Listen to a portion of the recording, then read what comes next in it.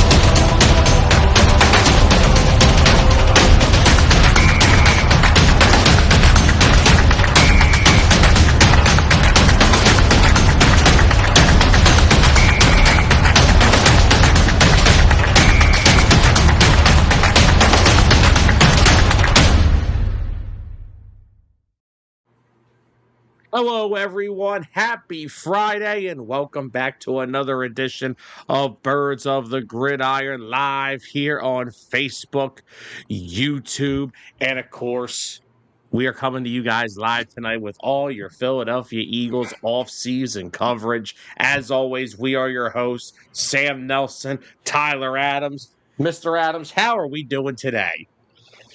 Oh, just enjoying a nice end to the week. And man, thanks for joining us, Anthony. We couldn't even get through the intro before the first comment tonight. But that does have a lot to do with our major topic to discuss. Georgie said he's finally awake. What's going on, George? What's up, Georgie? Well, George, hey, sit back, relax, and get prepared because we're about to come in and we're coming in hot. Yeah. So, look, we should be preparing for the NFL draft this month. You know, we got 3 weeks? End of the month will be here sooner than we know it. And we should be getting ready to see what the Eagles will be attacking in the NFL draft. However, and by the way, I don't want to let this comment go unanswered. Anthony, I don't care to listen to somebody whose career was irrelevant until Tom Brady showed up. Yeah, I mean, what have they won outside of Tom Brady? No disrespect to Levante, Buccaneers legend, awesome linebacker. Don't talk to me about my quarterback. But that's where we jump into the show. We can't get ready for the NFL draft because it's a slow news week and the media needs something to talk about. The Jalen Hurts article wrote by Jeremy Fowler and Tim McManus, which kind of hurts because I like Tim McManus, good Eagles insider. But, man, I don't know what the point of this article was supposed to be. And then, of course, Jeff McClain has to follow up with one the next day regarding his contract, which I'll bring that up a little bit later. I've looked into it. But, Tyler, we're going to have to jump into this. This article had a lot of stuff in it. By the way, it was way too long. It was way too long. I don't think I've ever sat through as long of an ESPN article as that. Ever. And I've seen some long ones before. That was like a little book. So, Tyler, who wants to kick this off? Oh, man. I want to let you open. Start. I don't know where to start either. I mean, I guess we start with, in case if people weren't aware, the main gist of the article was, is Jalen Hurts at a crossroads with the Eagles?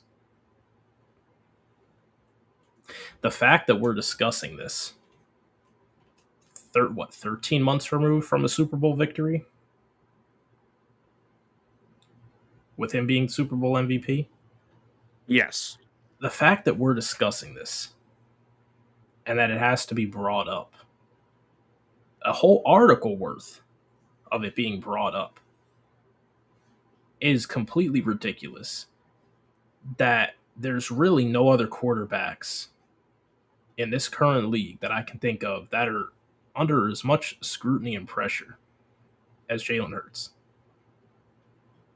First off, I want to answer this comment from Nad 2.0 on YouTube. Nad, first of all, thank you for checking the show out. Greatly appreciate it.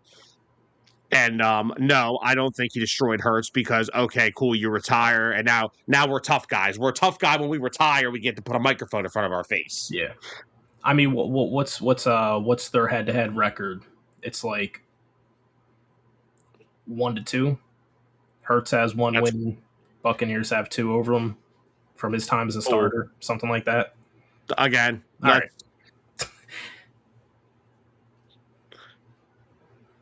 The one coming in the playoffs when his wide receiver 2 was Jalen freaking Reagor. Yeah, I mean, I'll start this off because I have 2 key issues that I have with this. Number one, we have been in the city. We are fans of a team in probably one of the most toxic, embarrassing media markets in sports. And this is not just an Eagles thing. The city of Philadelphia in general. The media outlets in this city are a joke. If you listen to any of them, you know what I'm talking about. If you have melted your brain enough by listening to Sports Radio WIP, who have eaten this up. Of course they did. We're putting out poll questions saying, do we owe Kevin Patullo an apology? I'm sorry. You know what, Stan? I'm going to cut you off. He can get an apology. Sorry for not firing your ass sooner. Yeah. There's his apology. But I have been alive long enough to remember the Donovan McNabb days. I lived through the Carson Wentz days. Oh, you skipped a lot of years in between there. There wasn't many quarterbacks. Well, there ain't many quarterbacks outside of those 2 that had the longevity here. I mean, Vic had 2 full years as a starter here. Yeah, Bradford had 2? Bradford had 1. Oh, and I mean, you had Foles for a year and a half. It was just you didn't have a lot of longevity here throughout those years.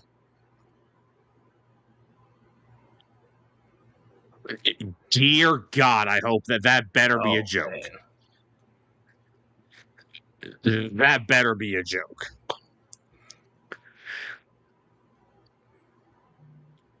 But throughout my entire time of being an Eagles fan and covering the NFL, we've been covering the NFL on 609 Sports Talk Radio for 6 years. I have never in my life seen a quarterback with this track record. I've seen quarterbacks, but not with the track record that Jalen Hurts has. That have been to the postseason every year of his career. Has won 11 or more games every year since 2022. Has been to 2 Super Bowls. Has outplayed the mainstream media's darling in the Super Bowl twice. The second time, whooping his ass up and down the field the entire game. A guy who has won the NFC East 3 times. I have never seen a quarterback who's been a Super Bowl champion, a Super Bowl MVP, and have that type of a track record get scrutinized, ridiculed, and have the goalpost moved for him as much as Jalen Hurts. It's every year. And I will say, Jalen, every year. And I will be the first to admit it, Jalen's not perfect. No quarterback is. No, he's not. I don't clamor, oh, he's better than Mahomes, he's better than Allen. Even with Joe Burrow's struggles, do I think he's a more talented quarterback than Joe Burrow? No. More reliable? Yeah. Plays more games than him. Think he's better leader than him. No, Anthony, I'm glad you asked this because a part of that article states that he's tired of it. Yeah. He's tired of having a different. He wants to be great, but he knows that it's hard to be great when you are constantly going through play caller after play caller. Now, hold on. Part of that's not his fault. Because the only time he did have continuity for more than a year with someone, it was Shane Steichen. And we saw what happened from 21 to 22. They got familiar with each other. They knew what worked for each other, and they made it work. And that's when Jalen was tops in the MVP voting that year. But since then, everything's been a mess. Brian Johnson got fired. Brian Johnson was not good enough in 2023. Kellen Moore here. Apparently, there was what the article is stating, a tense relationship between him and Jalen. So, Yeah, I don't know. hard to see, but I mean, I'm not saying that's completely 100% accurate, but I could see the points of, look at how much motion we ran here, and then look how much motion New Orleans ran. He ran almost 200 more motion plays in New Orleans this past year than they did here. I get that. And I know that to segue to the article more, I'm sure we'll bounce all around. Something that I read in it was they mentioned the fact of under Kevin Patullo that during the offseason, Jalen Hurts and the offense were preparing for a more traditional Eagles offense, whatever that means. And then when they got to training camp, Kevin Patullo was just like basically trying to switch up all of that. So all the offseason preparedness that they did and Jalen Hurts did, he was ready to just throw that out the window. So yeah, you could imagine that's pretty tough for a quarterback, having to learn almost a new offense every year. Yes, I get it. Nick Sirianni's offense, it changes a lot year to year with each play caller. And that is one of the biggest things that's been very hard on him. And he's done a good job of being able to weather that. And yes, I saw the part of the article mentioning Kellen Moore.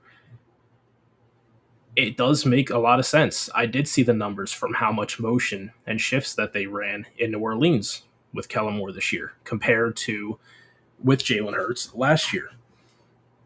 Now, they also came to a compromise between Hurts and Kellen Moore. And we did see a lot of motion plays in the offense. Not as many as Kellen Moore may have liked, but it was still there and it was still an aspect of it. And it definitely did improve the offense.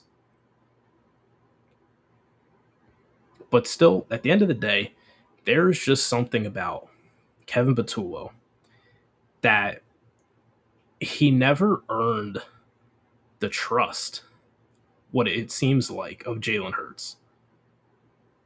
He never bought into him at all.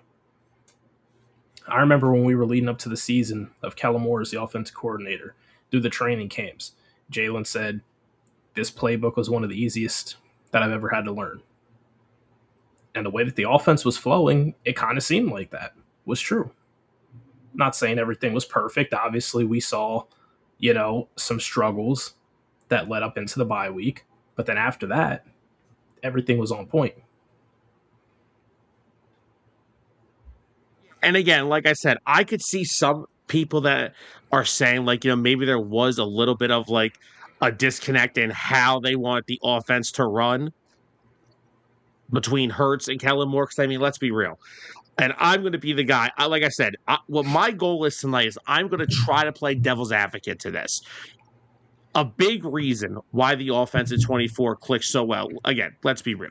They had the best run game in the league. It was absolutely dominant night in, night out. And Jalen's passing attempts were cut down mostly in 2024. And I'm not saying that, they had to cut it down because of things that were going on. No, I'm just pointing out that there were situations in 2024 where the passing offense didn't need to basically beat you. Yeah. It was effective when it was needed, but it wasn't a big focal point. And real quickly, let's catch up on these couple comments. I don't know if George's whole comment's going to pop up on the screen here. No, it's not. So I'm going to have to read off the screen real quick. So George said, guys, Hurts has done fine. Remember, people are pissed because he was the biggest surprise from the 2020 draft. Everyone's big faves and gods were supposed to be Burrow, Herbert, and Tua. Even Love was all ranked over Hurts, and Hurts happened to turn out to be better than all of them. Sucks to be them. Yeah, and you know what? And real quickly, I don't want to get too far off of the subject. Oh, Anthony, I think that came out pretty obvious in 2024 that he was kind of handcuffed between some things maybe Jalen didn't want to do because the article did state that Jalen is now more willing to adapt under Sean Mannion, which I mean, look, I've seen PR With how last year went, sure, I'm sure anybody's willing to be open to whatever changes. Well, the article stated that a team source says that Jalen Hurts is as open than he's ever been to changes. Because again, look, I'm not like I said, I'm not here to bash Jalen Hurts, but I'm also here. I'm trying to play the devil's advocate here. Like I said, I don't think a lot of the things. I don't think this, like a lot of people are calling this a hit piece. I don't think this was a hit piece. I think it was a Kevin Patullo special. I think it was his exit review. I mean, could it have been? I find it funny that this was released directly at the week of the NFL owners meetings. It was after they wrapped up. Yes. So Howie, Jeffrey, and Nick won't have to answer anything. Yep. Could this be a motivation tactic? Like, because, somebody did, because look, Nick Castellanos said he was aware of an article that was coming out about the incident with the Phillies in Miami last year, and he said that's coming out soon. What if they got word of like, hey, this article's getting released? Could they have said, look, release it after the damn owners' meetings? We're not talking about this all freaking day. I mean, because there's a lot of things going into this season, and I've brought this up, and I'm going to bring it up in a minute, but I want to ask here, the reason what drives me nuts about this, where's Lamar Jackson's articles at? Where was Kyler Murray's? Oh, don't. That's it. So don't put Kyler Murray in this tier. Well, hold on. I'm putting him in here because, correct me if I'm wrong, was he not a number 1 overall pick? No, you're not wrong. I never once heard an article about that. It was just year after year after year of insignificant play or injury, and ultimately they both realized that we need to change the scenery for both of us. Or no, I want that question answered. Where's Lamar Jackson's articles, Mr. 2-time MVP who can't find his way to a Super Bowl? Can't find his way to a Super Bowl. Forget winning one, just make it to one. What's Joe Burrow been up to since 2021? Made that one Super Bowl. What's that? One-hit wonder piece, I guess. Mm-hmm. How about Josh Allen? Herbert? Justin Herbert can't get to a second. He can't even make it out the divisional round. Has he? He can't. He can't make it out the wild card. He can't even. I'm about to say, has he even gotten to the divisional round? Josh Allen, who consistently cannot beat the guy who Jalen Hurts has outplayed in 2 Super Bowls, but we there's no article on that then. Yep. Who also, by the way, we want to talk about relationships and all this stuff, right? What happened with him and his wide receiver one? I'm pretty sure that guy wanted out. Yeah. You want to talk about a toxic relationship? Go look at Stephon Diggs and Josh Allen, then talk to me. And that's the thing that drives me nuts. They're talking about, I've had to watch A.J. Brown read books on the sideline, fight with Nick Sirianni, give up lackadaisical effort in a playoff game, and we're talking about my quarterback's body language? Don't get me wrong. I know AJ was frustrated last year. Trust me, we're all frustrated. Passing offense for 2 straight years has not been good. Yeah. But hold on. I got a couple little nitpicks of this article. I want to go back to the Kevin Patullo thing. So here's a part of the article, and just in case, I'm going to read it out loud. Mannion will be Hurts's 6th play caller since the quarterback entered the league in 2020. Patullo was fired at season's end after overseeing an offense that went from 8th in offensive yardage to 24th. Now, before I continue, I just want you all to understand. Same offensive line as 2024. Same wide receivers, same tight end, same quarterback. They dropped 16 spots from 2024 to 2025. Now, granted, though. No, go ahead, Tyler. O lineman, a little banged up. Yes. I'm not gonna. I am a one that advocated that all season. That was a big Yeah. blow to this team. Was the But offensive it's line not not being it healthy? wasn't his excuse. But here's where I love it. Though Batullo was well liked and respected in the building, there was a lot of noise that he was not doing a great job, and some people started to believe it. According to a team source who added, there were players who lost faith in him. Hold on. Hold on 1 second. There was noise that he wasn't doing a good job, and some people started believing it. All I had to do was go watch the games on Sunday where we couldn't complete a freaking pass. Yeah. The lackadaisical play calling, no creativity in the routes. Run up the middle, deep ball. Like it, I want to bring up another part of the article. The whole Jalen Hurts changing plays excessively. If I was in a Kevin Patullo offense, and with some of his route concepts that he has, and his inability to call plays, yeah, it doesn't surprise me that he changes the plays a lot of times. Just think, maybe Jalen's audible and out of like a wide receiver screen pass on like 3rd and 12. I don't disagree. These are the things we don't know.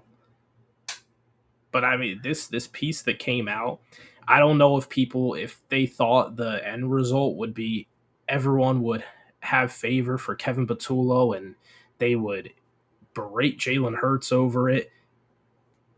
No, it's completely ridiculous. I don't think Kevin Patullo was ready to be a play caller. Not saying he can't be an NFL coach. Don't think he should be an offensive coordinator. And some guys just can't do it. And unfortunately, the Eagles were the one who gave him the chance to do it. Well, yeah, because that's Nick's best friend.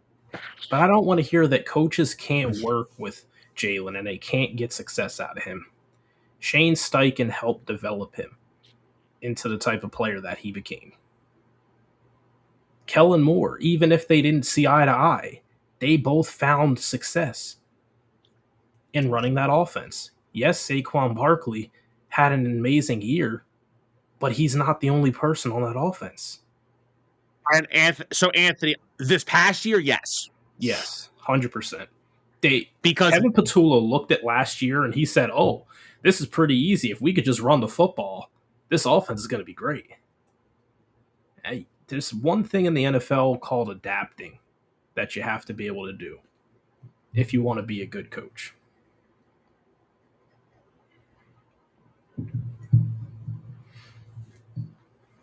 And then, I mean, if I'm Howie Roseman, I'm sitting there like, I got you Tank Bigsby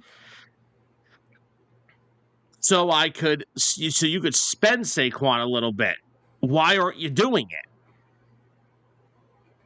Yeah, and then we see Tank have minimal carries the whole year, but he has like a 7-yard per carry average. Maybe it was closer to 6. No, and you're right, because we are at a point where, I don't know, this whole thing has become like I said, I think this was a timed article. I think that they were literally, someone put this out there for a reason. And like I said, I've never seen a quarterback ridiculed as much as this. And also, because the article says like 18 times, team source. Team Okay, source. you know what? All right, team source. Here's where I'm going to be. You have the audacity. They get to be anonymous. They don't have to. Well, if you're going to come after a guy's credibility and how he leads a team and all this stuff about him, come forth and let's talk. Yeah, honestly, this whole article to me, if you wanted to hold any real value, we need to know who it is. Well, Now I know here's what it's never going to happen. Here's another interesting part of the article that I'm going to pull up on the screen here. So this is regarding the fourth down play call in the Eagles' playoff loss to the 49ers. This is basically all per a team source, because it has to say team source. It's somewhere on here.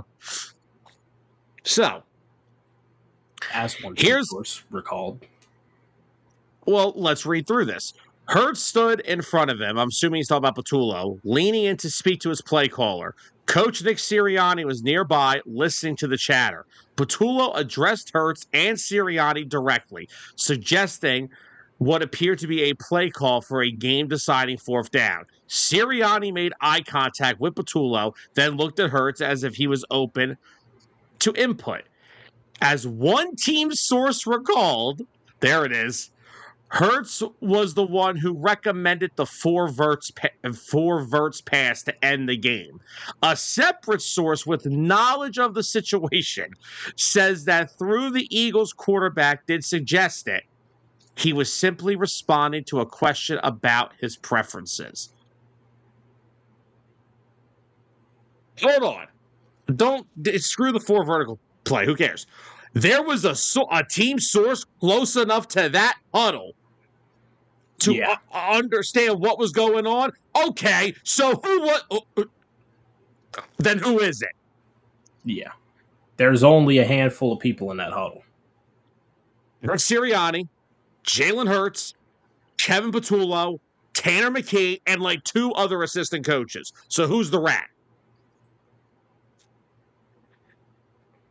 Is this a Tanner McKee hit piece?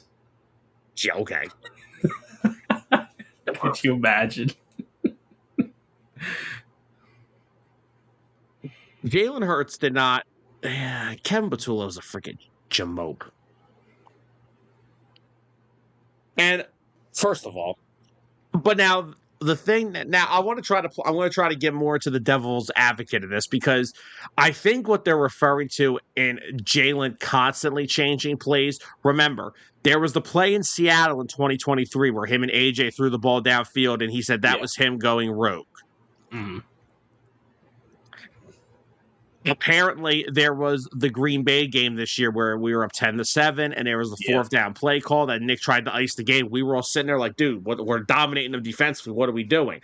Apparently, he remember on fourth down, we threw the deep ball to AJ. It was incomplete, and the cameras caught Sirianni going, why? Why? Yeah. Apparently, in that one was a Jalen Hurts, AJ Brown special. They both said, let's do it.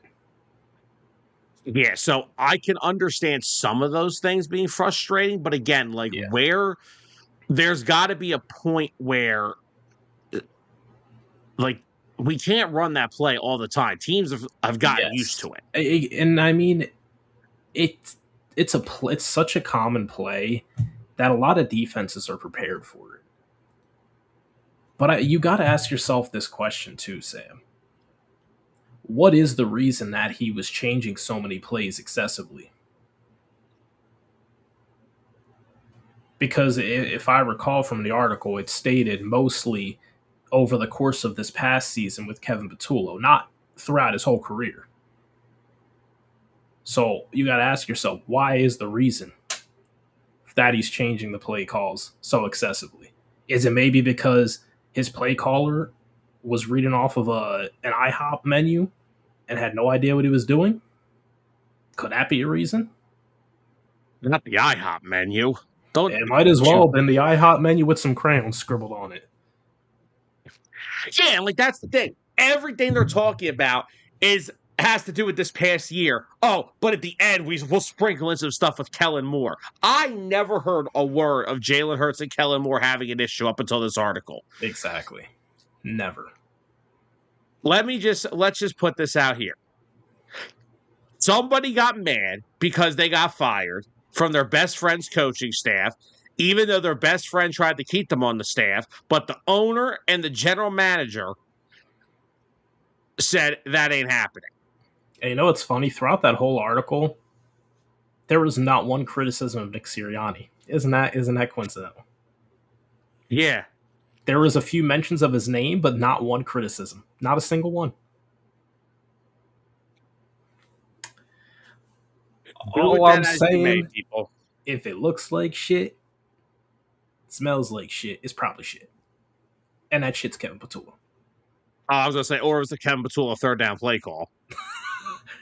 Any play call. Why does it have to be third down? Oh, George, I know that. Yeah. But again, I'm getting sick and like I said, I'm getting sick and tired of my quarterback getting attacked. Meanwhile, I'm told how great these other 4 to 5 quarterbacks are better than him, and they don't sniff a third of the success that he's had. Yeah. So, and like I know some people brought up, like, they compared his leadership styles to, Jordan, Kobe, and some players don't always respond well to that. You don't respond well to winning? Yeah. Now, what I love that I saw in that article was that both Brandon Graham and Malcolm Jenkins, I think two of the most respectable Eagles players of this generation, Without a doubt. both air their support for him as a leader and growing as a leader in that locker room, because we all know he's not the most social person. Yeah. He keeps to himself a lot. He's trying to become more vocal in the locker room. Like, I know they mentioned in the article this past year, he did a lot more of going up and down the sideline talking to guys when normally he would kind of stay isolated to himself in a smaller group. And He's that's one guy. he's trying to become that leader. Yes, he wears the captain. He wants to embrace being the ultimate leader of that offense and that team. And also, remember something when it comes to being a team captain. That is voted on by the team and the players, not And the the players, coaches, not the ownership. Exactly. Like, whoever it was who didn't like his leadership style, they probably don't deserve to be on the team. They're too soft to be on the team and to play in the city of Philadelphia. What's up, Carol? Going on, Carol? Yeah, I just, for one, again, for the people that are, and it was funny, of all people to say this about, like, oh, how some people may not respond well to the Jordan style of leading. Nick Wright says it, the biggest LeBron James fanboy I've ever seen in my entire life. And then they were like, well, his work ethic is almost that of Kobe's. Okay, good. I want that from when. You know what the problem is with this city? The media in this city hates the fact that Jalen Hurts doesn't give them the time of day. Yeah. And after this coming out, he's still not going to care. No, it drives them nuts that he doesn't give them the time of day, and all he cares about is winning on Sundays, which somehow isn't good enough. Which is the most, like, finally, the Eagles have a quarterback that does nothing but win. And it's not just like, oh, you're getting to the, we're not Justin Herbert, babe. We're not winning 10 games and we're out by 30 points in the first round. This is a guy that has consistently won you 11 plus games every single year. He has gotten you to the highest peak. And he still is not satisfied. And everyone's like, oh, that's weird energy. No, it's not. He wants more. Oh, don't forget, there was another part of the article, not sure if you saw it, that some team sources said that he came into camp looking satisfied and lazy, not ready to work as hard.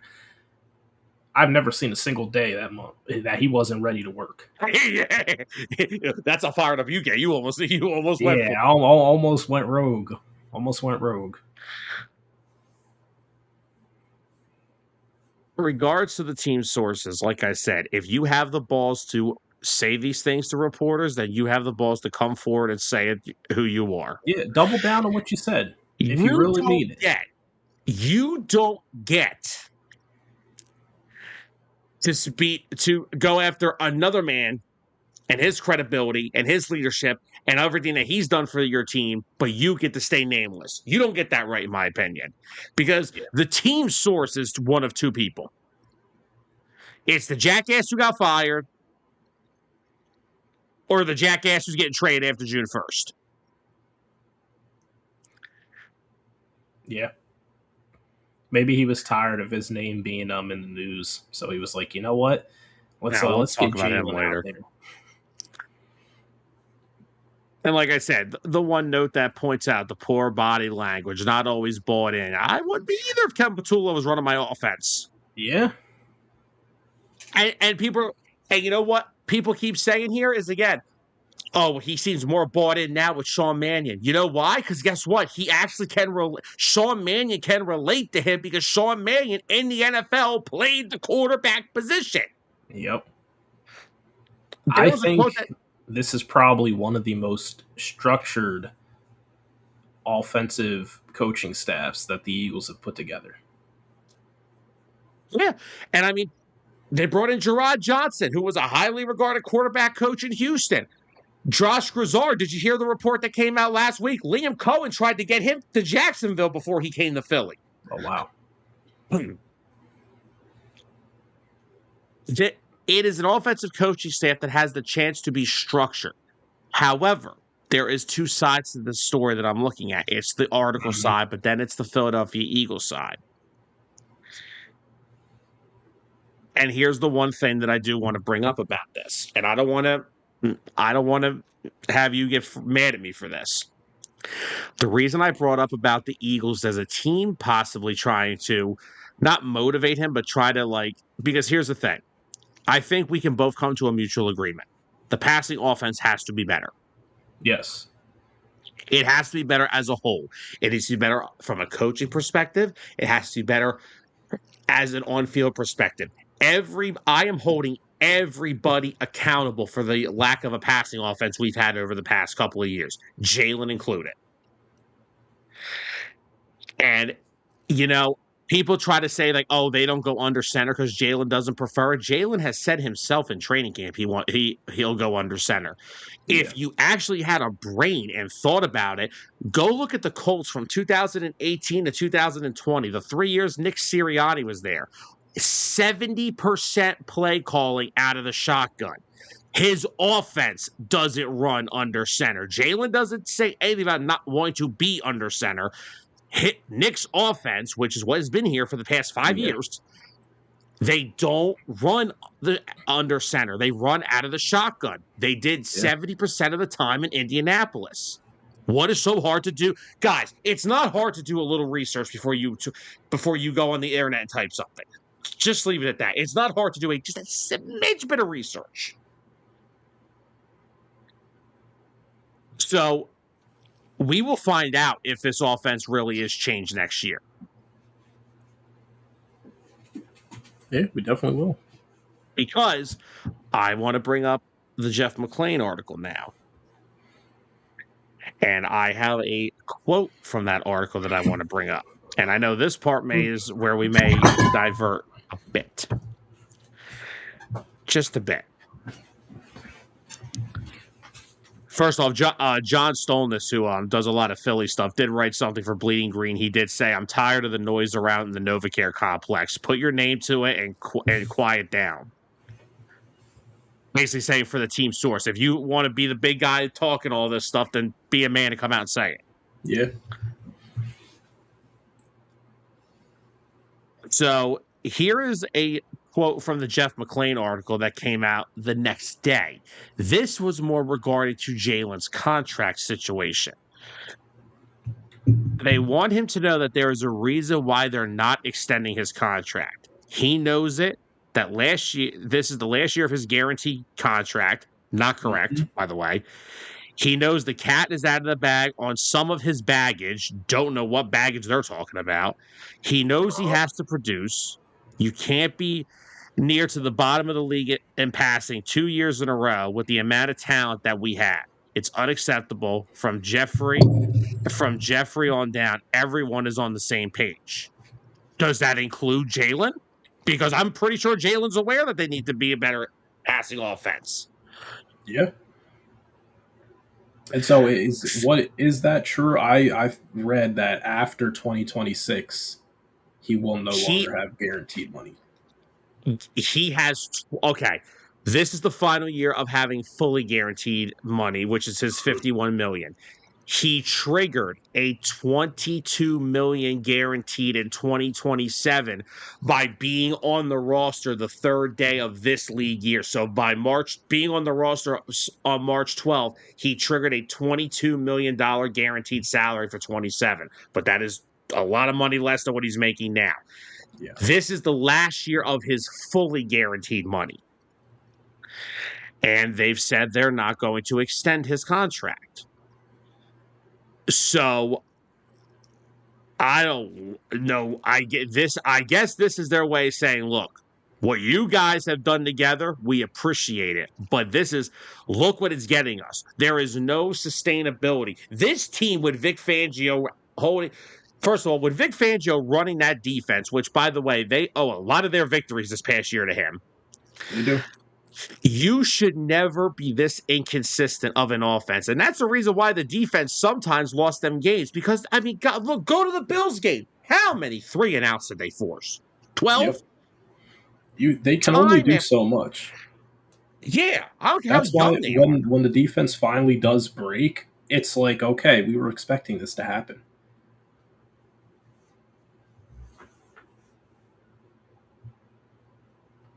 But Well, Anthony Lamar can enjoy his MVP awards then. but no, I agree with you on this. I don't know if that's a shock to you, but it makes a lot of sense this year. And it is a good way to push Jalen to evolve himself further and to advance his game more. Because yes, he's not a perfect quarterback. The only person who is close to a perfect quarterback as you'll see in the league is Patrick Mahomes. That's it. I still wouldn't even say Josh Allen. Yeah. He's close, but I still wouldn't say it. There's definitely parts of Jalen's game he can work on. And I hope that he's receptive of Sean Mannion and the new staff brought in around him. And I hope that they do really get good development out of him. And I hope he takes that next step in his career. And if he can develop himself into an elite quarterback in the league, then watch out. All right. Do you want to answer this? I'll answer it too, but do you want to go answer this first? When they All right. won the Super Bowl, was that season because of Like, Hurts? okay, listen. I'm going to answer this in a strategic way. All right, hold on. Anthony, the reason that the reason the media in this city don't like Jalen Hurts is because unlike past players and quarterbacks and coaches, he doesn't give them the time of day. He is a very to himself, close knit circle person. That's why they don't like him here. Yeah.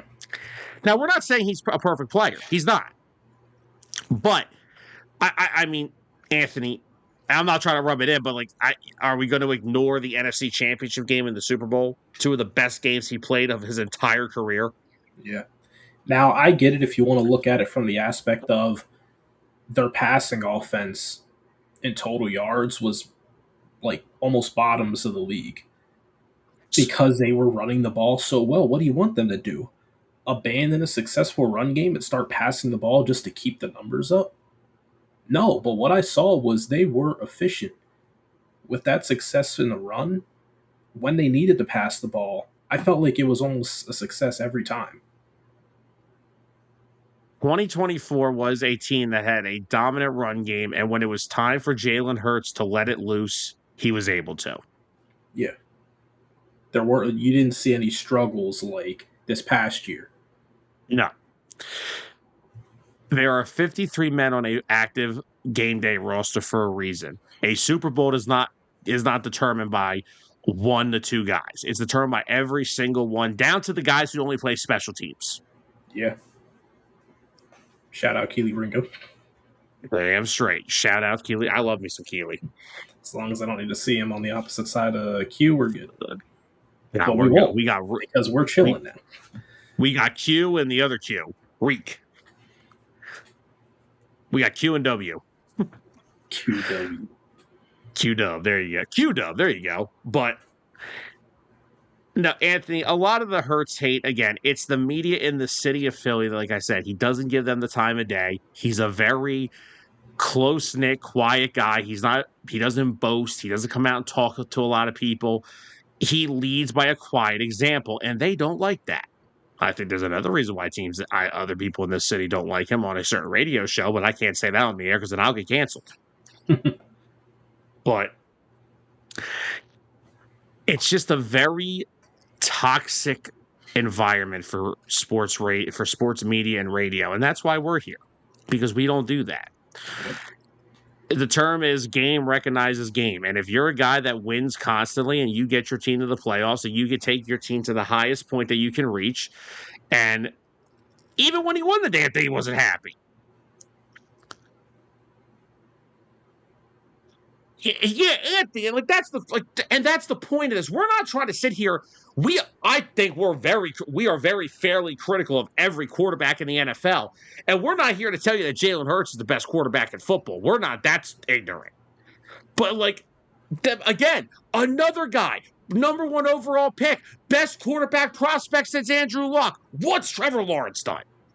Nothing. Like, what are we doing here?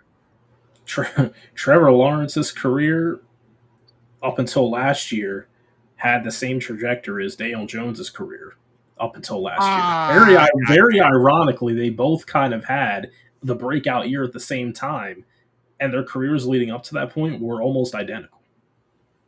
They were, if you go back and look at the numbers year over year.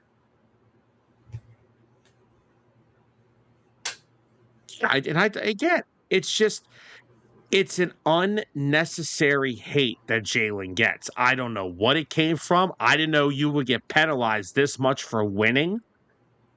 Yeah, it's I don't just get it either. I mean, if you're an Eagles fan and you're upset with the team's success since he's taken over as a starting quarterback, you deserve to go back and watch Sam Bradford and Nick Foles. Whoa. Hey. Whoa. Always love Nick for the reason up in that corner above you. We will. He was never the franchise quarterback. Okay, but show some respect. You could have came up with a lot worse names than Nick. Let's see. Who else?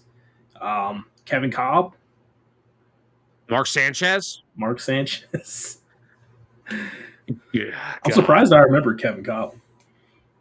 Well, I don't think Kevin Cobb remembers his own name after that hit he took from Clay Matthews. Ooh. Like that is my point. Like all the years that people sat here and bitched and complained, there are even people blaming Howie Roseman for this.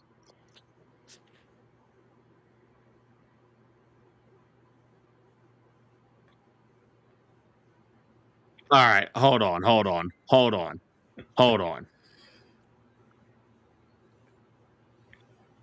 Look, you want to comment and disagree with something, that's fine. Don't come on here and start acting like a jabron. I mean, he made himself look like a joke. Yeah. What record does Nick Foles have? He has one record. He is tied for the most touchdown passes in a football game. That is it. Oh yeah, wasn't it what 6? 6 or 7? Yeah. No, yeah, 6. Yes, that's one record. Not many. He has one record. 1 Super Bowl. Not a franchise quarterback. Yeah, that's the point we're trying to make. We're not trying What's going on, Adrian?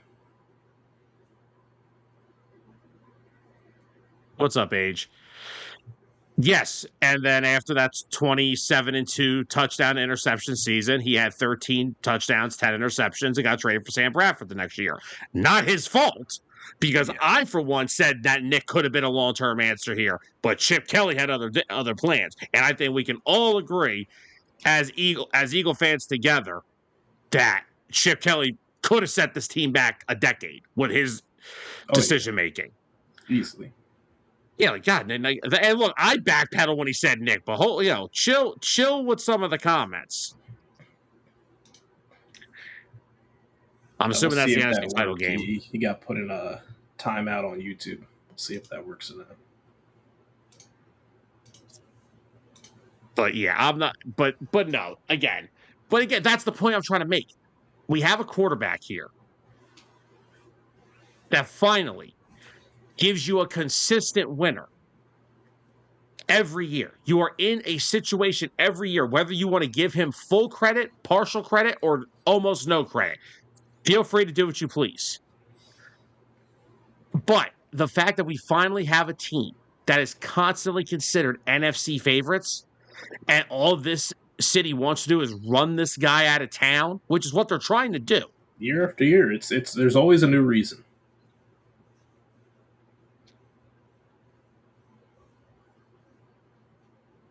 So, like, what are we doing here? Now, I will say, I will say, I think Jeffrey and Howie are trying to send a little bit of a message by not because you don't understand, they could open up a ton of cap space by extending him. Oh yeah, But we also have to look at this subjectively. They are not afraid to get rid of a quarterback who is underperforming. and rightfully so. Look You what got to happened with Carson Wentz. continuously earn your spot. And I think a part of not the article, but the lack of a contract extension that would actually benefit the team, because again, they could save a lot of cap space, and there are still a bunch of guys that are going to be in need of contract extensions over the next few years. Yeah. Jalen Carter, it sounds like they're trying to get that done now. Which They is don't want to smart. wait. Yeah, because if he keeps Longer you playing the wait, way, the more he's going to command.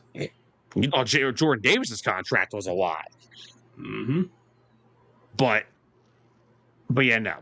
I think that this is their way of saying, okay, look, we have given you this offense, the same offense you guys have ran for 5 years. This passing offense has been lackluster. It's been below average. It's been awful for 2 years now. We are bringing in a coaching staff that is going to try to basically bring in the best, most consistent offense in the league. The Sean McVay, Kyle Shanahan style of offense. If you can't succeed with that offense, we're going to go find somebody who will. I'm not saying they're going to be a certain radio station that was dumb enough to say, oh, they're going to draft Ty Simpson at 23. No. All I'm saying is I don't rule out them drafting a quarterback in this draft. I do. Because don't tell me this is a deep quarterback draft, because it's not. We said the same thing in 2020 about them drafting one, and look what happened. I still don't see it. Nobody had them taking Jalen Hurts in 2020. Nobody. And again, I think what George said in the comments earlier, he has outperformed almost every single one of those quarterbacks in that draft. He has accomplished more than almost all of them. So I, for one, think that, like I said, I don't think they want to move on from this era, but I think this is their way of saying, like, look, this has to get better. If we just have a top 15 offense next year to go along with that defense, they're going to be back in the Super Bowl. Oh, yeah. All depending on who's here and who's not here. So I just think that they have to figure a way to fix this offense. And I think, again, they're looking at Sean Mannion like how teams looked at Ben Johnson. They're looking at him as that high up and rising assistant that's going to hopefully, I mean, there's people said that if Nick doesn't get the job done next year, that he could be going and Mannion could take over his spot. Yeah, I mean, well, I hate to say it, but when you kind of look at it, no new extension for Hurts. This is going to be kind of a put up or shut up year for him and also for Nick. Because honestly, if they decided to move on from either one of them, I see an entire change in the guard because I feel like that's a pretty drastic move either way. If you decide to move on from Hurts or you decide to move on from Sirianni, with that drastic of a change, I could see an overhaul. Yeah, and again, I pointed this out a while ago. I found it very interesting that after he was extended, we never got the terms on how long Sirianni's new contract was. We never got any kind of details in terms of length or even Mm-hmm. money, which money I don't really care. They don't really disclose that a lot, but like the length of it, we did because they're like, oh, it's a multi-year deal. That could be 2 years. Yeah.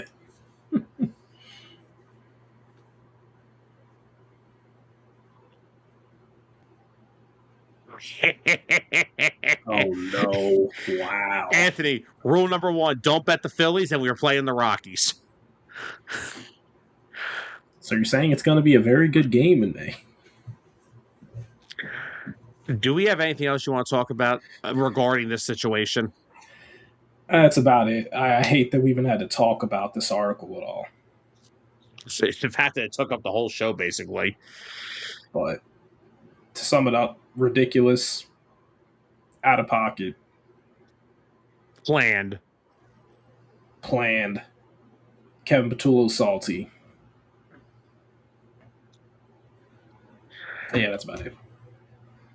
And also, I'm just going to point out on the show, guys. Look, we appreciate all you guys, the comments. We appreciate the people just as much who disagree with us. You don't. There's comments that have not been posted because of certain words in them. Do not act like you got to start being a jabron like that. Oh yeah, it will not be tolerated.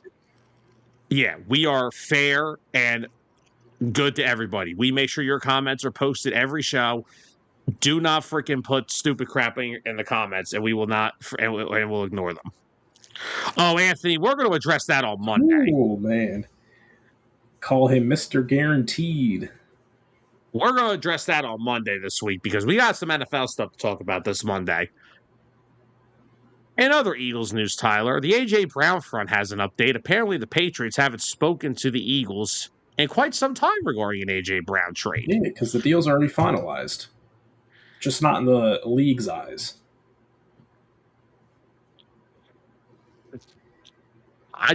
Do you think they'll still get what they're asking for?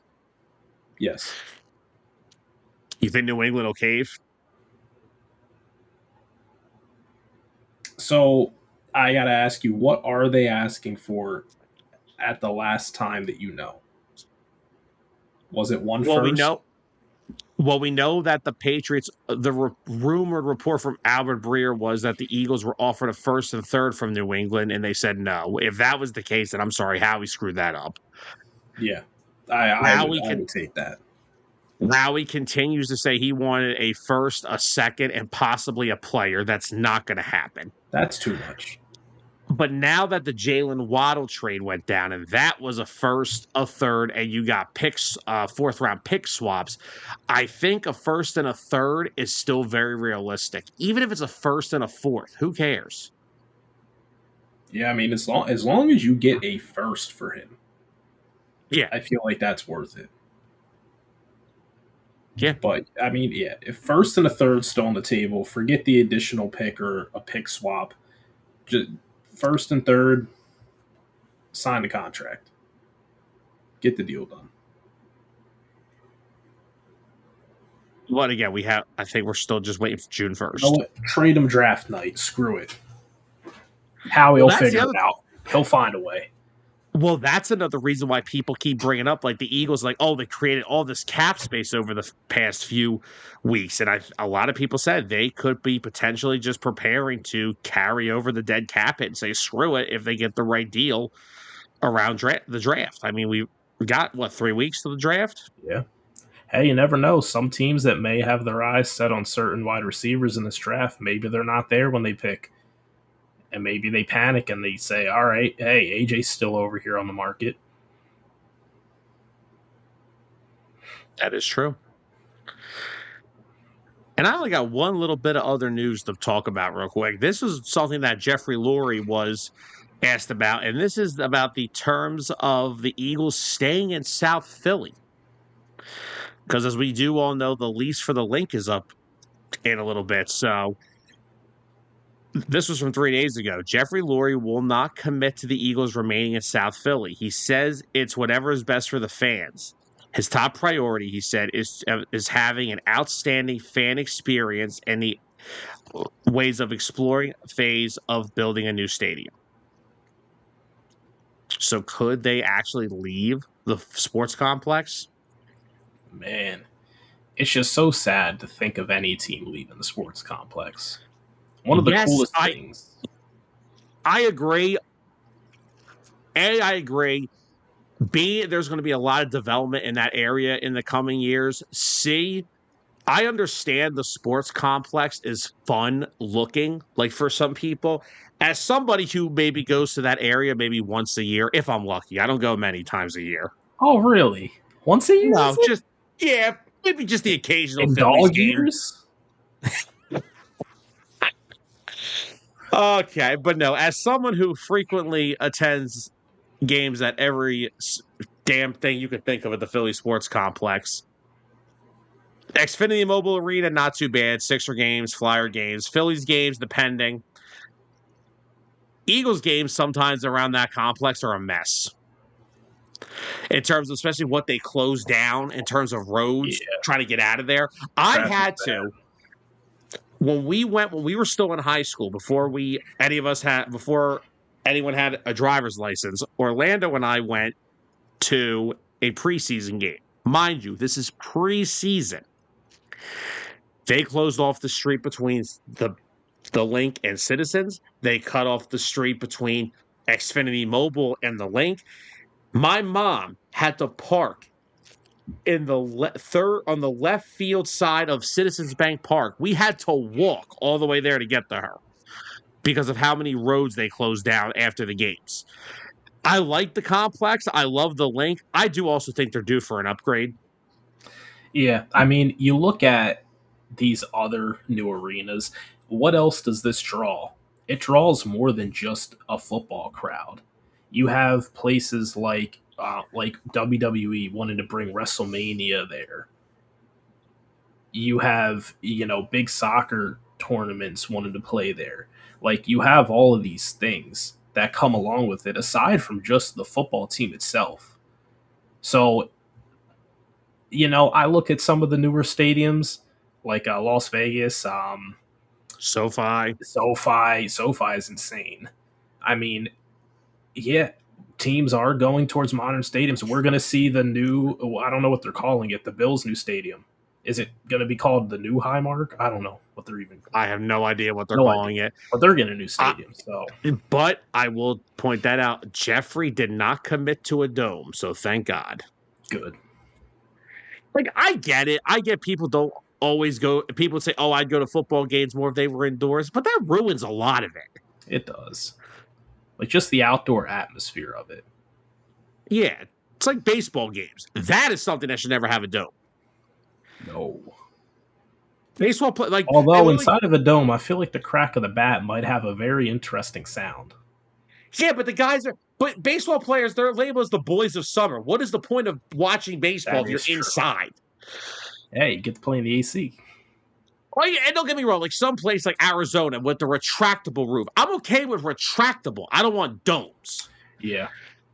But I think you have to be weary about the weather and retractable roofs because wasn't there a certain stadium that had one and fell through? Was that Minnesota? Oh, the Metrodome? Who was the Metrodome? That was Minnesota. That was Minnesota, yeah. Tyler, that was not a retractable roof. That was a dome. That was just a straight up dome? Oh, okay. And it was an old dome. Alan, what's up, buddy? What's going on? Give me Michigan. I'm sorry. They're both great. Yeah. I got to go with Michigan. They're the best team in the country. Welcome to Birds of the Gridiron, where we will answer anything. But yeah, I don't think Lurie wants a dome because I think he likes snow games. I think it kind of gives the Eagles an advantage, especially if they're playing teams from California. Go ask the Yeah. Rams how that worked. Oh, Sam, you want to So hear yeah, something funny? what's that? UConn lost. Oh, UConn the women's women's. UConn team lost. Yeah, they got boat raced in the second half. They lost 62-48. That was their only loss on the season in the Final Four. 2007 Patriots. Is that you? Basically. All right, Tyler. We want to anything else you want to bring up tonight, or we want to wrap this up? That's about it. We'll talk about AJ more next week and the week after No, we that won't. and the week after that. This Jalen Hurts article won't get any more talking time, but I'm sure there's going to be more articles that come out because, they got to talk about something. Yeah, I don't even have any updated top 30 visits, but that's because they've all been out in Arizona for the week. So hopefully we'll have some updates for that next week. Guys, we'll get back into some Eagles draft talk next week, but we want to thank everybody for tuning in throughout the week here at 609, for tuning in on Unbiased on Monday, Birds tonight. Hitting home, we'll be back next Wednesday morning at 10. Dustin and I will return to get you guys talking about Major League Baseball. The season's about a week old now, so by the time we're back at it, we'll have about 2 weeks worth of baseball to talk about. But once again, guys, we want to thank all of you for choosing us for your sports talk. We know there are plenty of places out there you could choose. You guys continually choose us week in and week out. We greatly appreciate every single one of you guys. And thank you all for joining in the fun with us this week. And have a great weekend. Happy Easter, everyone. I forgot it's Easter on Sunday. I keep forgetting. Time's moving fast. So we hope you all have a blessed and safe Easter Sunday. Have a great weekend. Enjoy it with friends and family. And we'll see you guys for Unbiased on Monday. We'll be diving into some NFL news that's happened this week. We'll dive into some Final Four recap. And then we'll get the rest of the week going with Hitting Home. And then we'll be back on here Friday for Birds with some Eagles draft talk. So, guys, once again, thank you all for tuning in this week. We appreciate it. We'll see you guys on Monday. For Tyler Adams, I'm Sam Nelson. Have a good weekend, everybody. The following has been a presentation of 609 Sports Talk Radio.